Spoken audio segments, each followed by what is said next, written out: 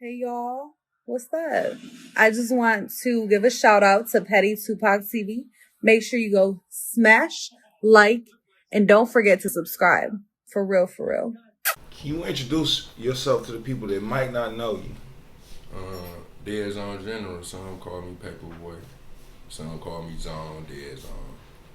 You know, I do music. I'm the CEO of Deadzone Music. General 82.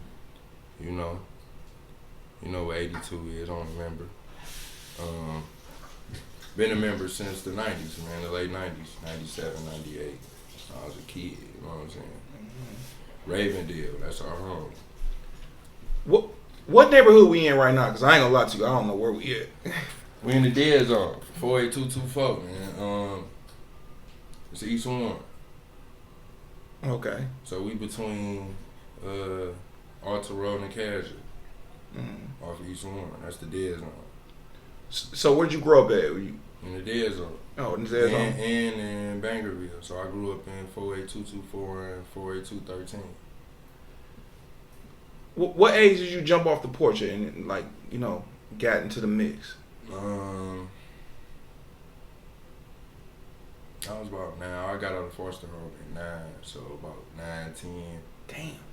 I was in the mix, and then I got put down officially at 11, like 97. Mm-hmm. So, I was around the guys, a little kid. It took me about a year before they actually put me in that circle, you know what I'm saying? But I got put down because one of my brothers got ran down on by a rival gang over here, and I was with him. I stood with him as a kid, about 30, 40 of them, you know what I'm saying? Right. He seen that I fight and how I go, so he wanted me to be down and shit. I wanted to be a headbanger since I was a kid, though, man. I seen they was fierce. They was well respected in the community, you know what I'm saying? And when you went kind of deep up, when you wanted to be headbanger, was it blood then or was it just headbanger? Because I'm hearing that it was just headbanger at first before the blood stuff got. Nah, by the time I became a member, it was blood. But originally, when Headbangers first started, it was just a street gang. It was 3 independent street gangs that merged together and made Headbangers. Do you know what the 3 independent joints was? Small Time Hustlers, Danger Zone, them boys. Oh. Okay, so 3 independent gangs got together, headbanger formed. Yeah. When did you see the blood part come?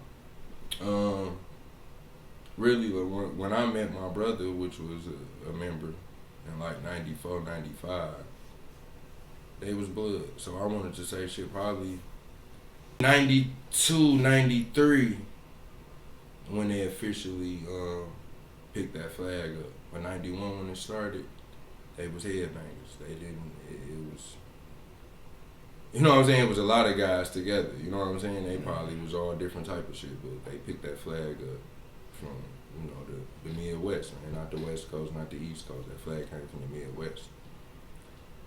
When you was coming up, was it like ganged out? Was Crips dominant? Like what Crips was the atmosphere? Crips was dominant.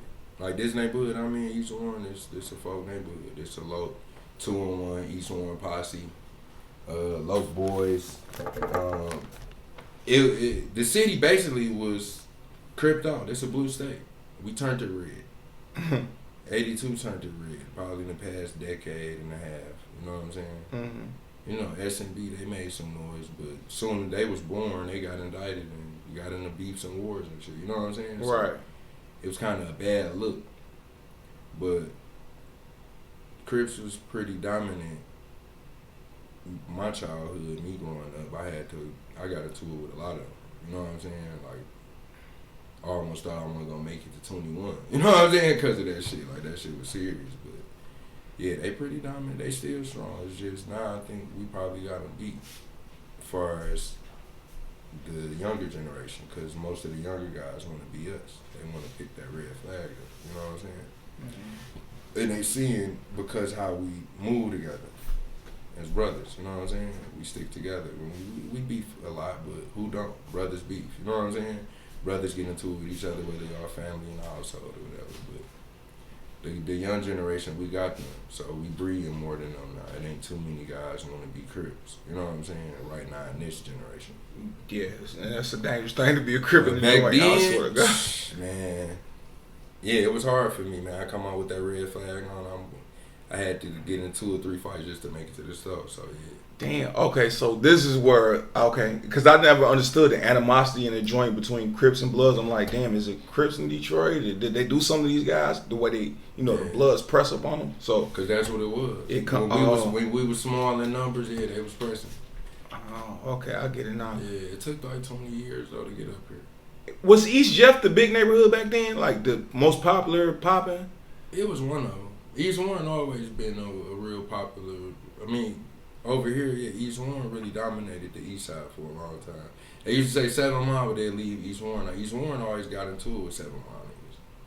Mm-hmm. You know what I'm saying? And we pretty much dominated the East Side as far as reputation wise. Like Worcester, like that. East Warren was crazy over there.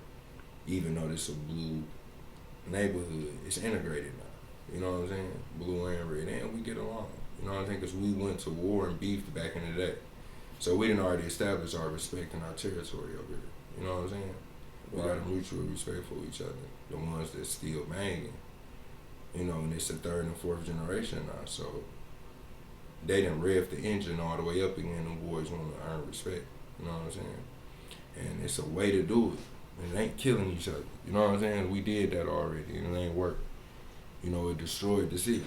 We helped destroy this motherfucker. So we can't do nothing but try to help rebuild it for them. You know what I'm saying? Tell them not to do the same shit we did because we ain't getting nowhere. Mm-hmm. You know what I'm saying? We ain't getting nowhere. We still living, our family still living in these same neighborhoods and they have destroyed. They trying to rebuild. That's crazy that you acknowledge that. That's your growth. But just to reverse a little bit because we got deep off into it real quick. But your music, I started checking it out. Mm-hmm. It kind of remind me of like maybe a Lil Durk. It's in between giving positive messages, but it's still a little bit drill. Because I seen you say something like, we don't drop 4s or 5s, we get money or whatever the case may be. Are you in a conflict between positivity and negativity, or it's just really getting the young guys to understand it's reasons why a lot of stuff going on. It's not just because we vigilant. You wake up, you want respect, and you think you got to go out here and be a tough guy, a killer to get respect. No, you can do positive stuff. You can help your people and your brother and get respected. It's still about, all right, be a man, and then beef and go to war to protect your family and what's yours. Somebody disrespects you and all of that, yeah, we on that. It's about money. We talking about drilling, but we also gonna explain what's going on and why it's happening. So when I rap about it, I'm talking about shooting. I'm gonna tell you the reason why we on it.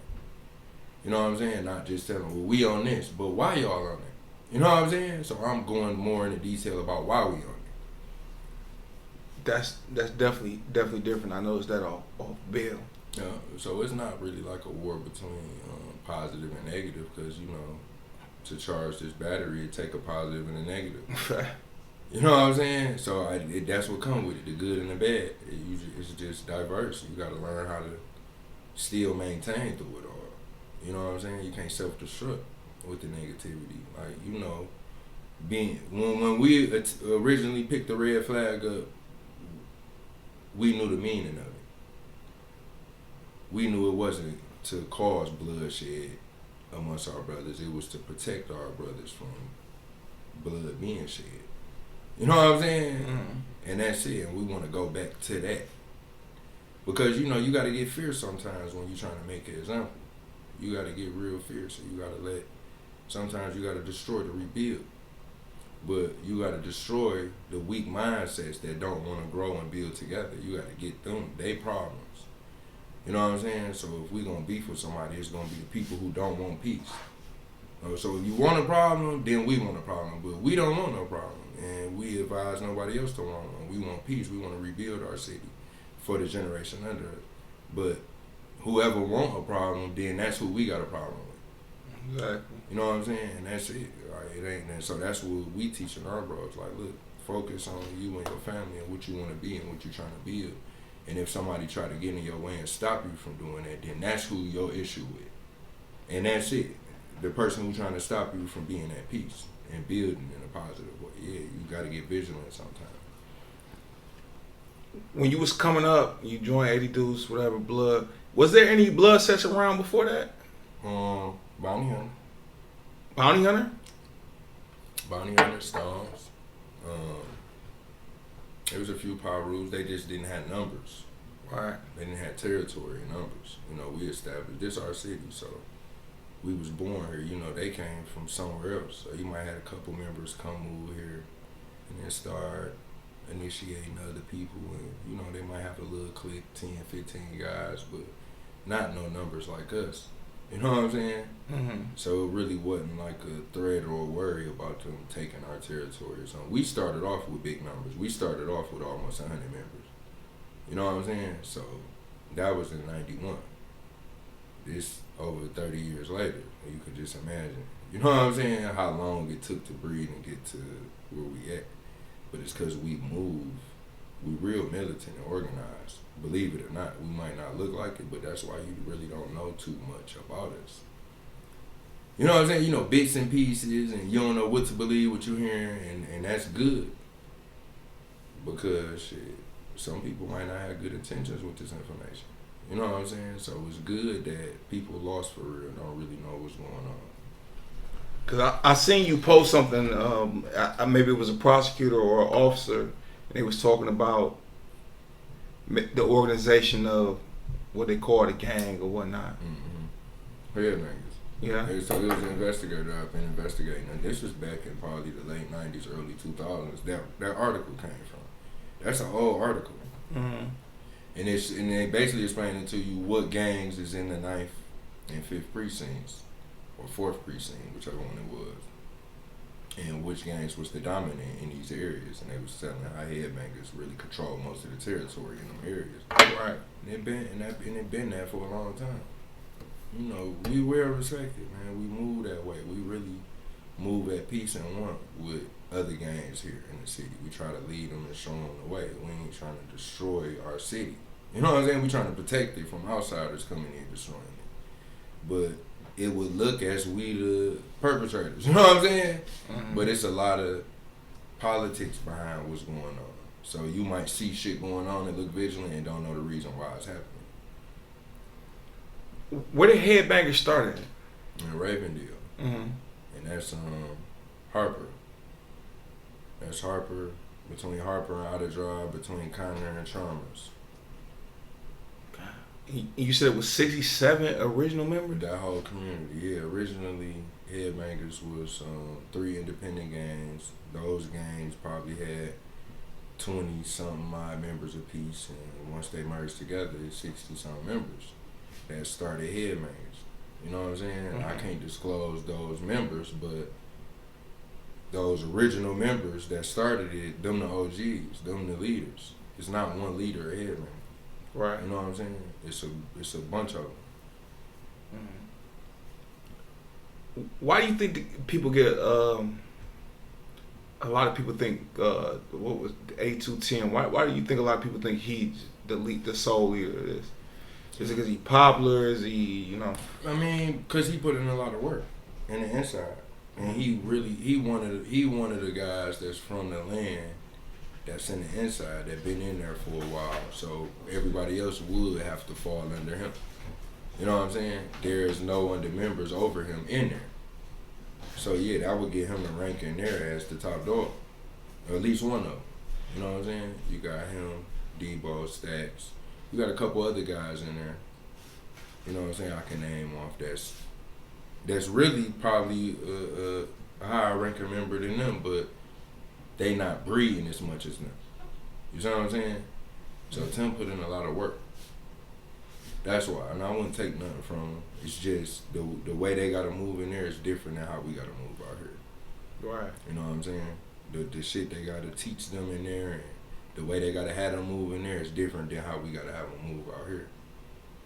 And that's all. So it's always gonna be a conflict of interest because we don't understand what they gotta do to survive in there, And while they in there, they don't care what we got to do to survive out here. You know what I'm saying? So, Right. and that's just it. It's politics. Do you think it's too much overbreeding? And the inside, most definitely. We don't need that many members. You know what I'm saying? And you gotta understand, a lot of these young cats, they coming home. And when they come home, they coming out with this certain mentality they got from in there. Now, they want to be gang, but now you got a bigger family. You know what I'm saying? And been out here, this out here, you got some guys like me who never been to prison. So I wouldn't have met none of the guys in there who never came home. Like if you wasn't a member before you went in there, you got put down in there, you still in there down, and you ain't home, I don't know you. You don't know me. You don't even know I exist, and I exist. You know what I'm saying? So that's the only thing. It's a conflict of interest because a lot of these guys don't have the right knowledge. They don't know the right people. So when they come on here, they just start doing whatever they want to do with our name. You know what I'm saying? Starting their own little clique, putting their guys from their neighborhoods down, and then they don't bring them home. So we don't know who these guys are. So when some of our guys run across them, what you think that's going to be? It's going to be an instant situation because we can't identify you as one of us. We make some calls. You, what's your big homie? What's your boy? Who you be? And we make them calls in there, and you don't check out. You know what I'm saying? And you might be an official member. You might have really got put down in there by an official member, a guy who real, but we just can't get in touch with him in enough time to verify you, man. A situation happened. You know what I'm saying? That we don't want to happen, which is, it'll be a problem. I talked to some guys in California that was Bloods. Mm-hmm. They said they don't have a ball out there. Just what neighborhood you from, who put you down. Right. What, do you know where this ball thing came from, and what you feel about it? Man, I think it's some UBNs. I don't know. Like the ball, and in Cali, it all depends on what blood set you're talking to in Cali too. You know what I'm saying? But like I say, every blood set got its different structure and its different ranking systems and shit. And unless you a member of that set, you shouldn't know it.